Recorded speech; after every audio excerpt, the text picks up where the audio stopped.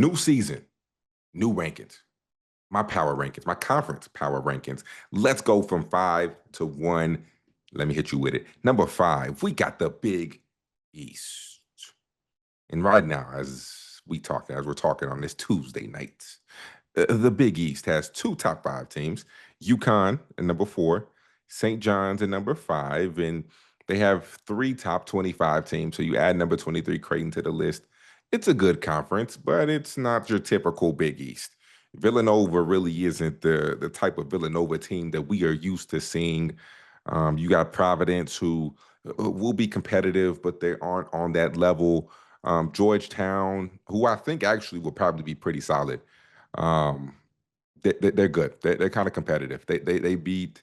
Um, why am I blanking on the school that they just beat? Kentucky. How can I forget a blue blood? Come on, King. All right, they beat Kentucky in the exhibition game and they played extremely well. So the Big East is good, but it's number 5 on this list. All right, this is my list. Don't judge me for it. All right, number 4, we got the Big Ten. As of right now, the Big Ten has 2 top 10 teams. Number 1, Purdue. Number 7, Michigan. I think Purdue is a little overrated, a little overhyped. I know. I'm gonna catch a little flack for that. I don't care. I think they're a little overhyped. I think that Braden Smith is elite. I think Fletcher Loyer is one of the best shooters in the country. But I just do not think they have enough when it comes to playmaking and the ability to be able to take over games at the end of games with late shot clock guys. I don't necessarily trust Purdue. Michigan, I like them. I love Elliot Cadeau, one of my favorite point guards in college basketball. Yaxel Lindenberg. I'm gonna call him Big Yax because the last name is a little hard for me to pronounce. No disrespect to him, no, because he deserves every level of respect because he's that level of player. So Big Yax is probably my favorite player in all of college basketball. You will hear me say that time and time again. When he puts up big numbers, just remember I said it first. This guy is a monster. And then you also have UCLA, Illinois, Michigan State, Wisconsin. I mean, you have a lot of good teams here, but the Big Ten, can you trust them in March? No. All right. Number 3, the ACC. And the ACC is very, very top heavy. And I think that's why I put them here at number 3, because when you look at Duke, you look at number 11, Louisville, number 25, UNC, the top of the ACC is elites. I love the top. I love Duke, what they bring to the table. I think Louisville, once they start figuring it out, once Michael Brown starts playing a little bit better, he played well in the second exhibition game, but the first one he struggled. When Conwell finally starts to really understand how Pat Kelsey wants to play, I think Louisville will be a team that you have to really, really see, especially in March, because one constant theme that I will continuously talk about, people, you got to have good guards. Good guards help you win games in March. If you do not have good guards, you are not going to win. So I think Louisville has those, and I think they have a chance because they have good guards. So I think the top of the ACC is very, very heavy. And I think the heavyweights in the ACC will really be able to make it far in March, make it further than a lot of other teams in the Big East and the Big Ten. That's why I have them at number 3. Number 2, to no surprise, well, maybe a surprise to some people, I have the SEC because right now they have 2 top 10 teams, Florida, Kentucky. Florida just took a loss, so they'll drop a little bit, but they'll still be top 10. Kentucky is a very, very deep and talented team.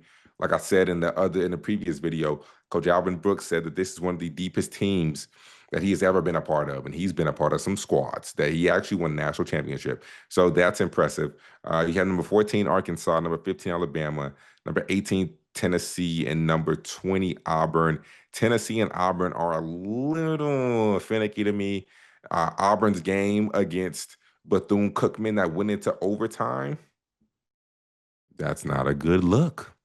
That's not a good look at all. 95-90. How you let Bethune-Cookman put 90 points on you in your home gym? I did a Bethune-Cookman game, right? No disrespect to the HBCUs, because I love my HBCUs. But I went to a Bethune-Cookman game. And when I tell you I'm on a headset, I couldn't even hear myself talk because the band was right behind me and it was so loud and the gym is so small. I couldn't hear myself talk, right? So how do you let Bethune-Cookman come into your arena and take you to overtime? Now, granted, Arterio Morris, who did get into some trouble, is playing at Bethune-Cookman. Despite the trouble he's got in. I don't know necessarily what happened or how he's playing. I don't know. None of that. All I know is last night in the game, he got buckets. He was elite. He was the best guard on the floor. You know what type of talent he is when he can play and he is fully locked in. All right. The off the court stuff speaks for itself. Not getting into that. But when he's on the floor, that kid is one of the most terrific players probably in college basketball because he's that level. He will be one of the best guards the HBCUs in the SWAC. He'll be one of the best guards in the SWAC that they've seen in a very very long time. So Auburn is a little finicky. Tennessee a little finicky. I don't necessarily trust them. The top is good. Florida just lost to Arizona. I mean, I don't know. The SEC last year had a historic year. I don't think they'll repeat that. So for that, they're number two. All right, and number one, none other in the Big 12. The Big 12. You have three top 10 teams. Houston, who I think, if they can figure out some offensive concerns, I think they could make it really deep. I mean, their defense travels. Their defense is consistent. You know what they're going to do every single game. They're going to speed you up, turn you over. They will be the most physical team. You have BYU, AJ DeBanster. Need I say more? Texas Tech, JT Toppin. Need I say more? And then you got Arizona, who came into the mix, who will be a top 10 team next week because they beat number three Florida because they're currently sitting at number 13. They'll insert themselves into the top 10, and Arizona will be the fourth team in the Big 12 as long as the other three teams do not lose. You have Iowa State at number 16. You have Kansas at number 19. I think that this will be one of the better years for the Big 12, one of the best they've seen in a very long time. I think it is as wide open as it has ever been because last year it was Houston's to lose. In previous years, it was either Baylor's to lose, it was Kansas's to lose. Like there was that clear favorite. It was the top, and then everybody else. This year, I think there's about six teams, all the teams I just named, and you can add my alma mater in there, Baylor. I think there's about King, six I or was seven about to teams. say, I haven't heard the Bears mentioned much. I'm sensing some Baylor bias right now. Are you overrating Big 12 because of a certain team in green and gold? Whoa, whoa, whoa, whoa, whoa! Listen, I just mentioned Baylor about real quick. I just got a quick little Baylor mention. No, I'm not. I'm not a bias to the Big 12. I mean, I do the Big 12 games. However, this is my non-biased basketball opinion. Hank getting on the screen talking about some. I'm being biased to Baylor. I'm just trying to be a I, good I didn't producer. even I didn't even mention Baylor until two. I mentioned Baylor one time, and he comes on the screen. Are you being biased? Well, okay, so No, Hank. now that you mentioned Baylor, give us a little preview, because I know there's some fans here Baylor. watching. Yeah, what should their fans expect? I mean, I think that Baylor has some questions too. If I'm being very, very honest, I like Baylor's roster. I don't love Baylor's roster. I think they have a lot of talent. I think two through five, they're good. They're long. They're athletic. They have great size. I think they have two guys who can be in the first round of this draft, and Tunde Yesufu and Cam Carr. But I think that one spot is still a big question mark. And once again, Hank, my common theme. We've done a few of these. What's my common theme, Hank? Something I don't Oh know the my answer. goodness. You see what type of student Hank was in school. Oh my goodness. My man does not listen. All right. Guards help you win in March. And if you don't have good guards, then you won't be successful. And that's my question for Baylor.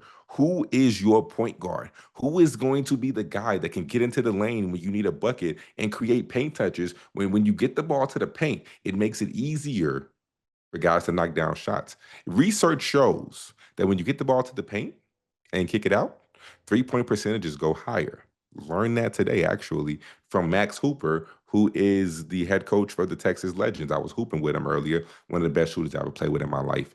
And he said, when the ball gets to the paint, research shows that 3-point percentages go up. So that's one reason why I didn't even know. But that's one reason why I love guards that can get to the paint and create shots for others because the percentages skyrocket. So if you have good guards, you will win. Baylor's guards as far as point guard playmakers, little suspect, little finicky. So nonetheless, I think there's about six. six, maybe eight. I was gonna say seven, but I hate that whole. No, I'm not. I would not do that on this We're trying to show. go I hate. viral, King. Come on. We need I this. hate that. Right. All right. Let's go. Then there's probably like six or seven. Okay, six or seven teams in the Big 12 who I think can win and who I think will actually compete for a Big 12 championship this year. So those are my top five. Run us back through it one more time. Read off all five in order for us. Okay. Number five, the Big East. Number four, the Big Ten. Number three, the ACC. Number two, the SEC. And number one, the Big 12. Those are my top five conference power rankings. We'll see if this is the trend moving forward. And if it's not, I am man enough to come back on here and say, y'all, I got it wrong. But I do think that this is how it's going to shake out. So until next time, I'm out.